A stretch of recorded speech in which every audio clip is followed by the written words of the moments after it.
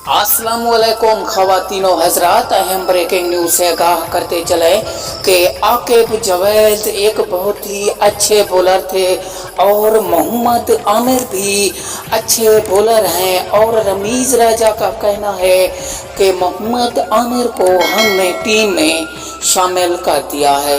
रमीज़ राजा ने हमारी टीम को मोहम्मद आमिर और शाहीन अफरीदी की अशद ज़रूरत थी और हमने इन दो बॉलरों को शामिल कर दिया। जो भी मोहम्मद आमिर के और शाहीन अफरीदी के फैंस हैं उनके लिए बहुत बड़ी खुशखबरी कि एशिया कप 2022 में शामिल। आपको अहम और ताज़ा तरीन ब्रेकिंग न्यूज़ से आगाह करते चलें कि ये ऐलान रमीज़ राजा ने किया है कि अब मोहम्मद आमिर और शाहीन अफरीदी खेलेंगे।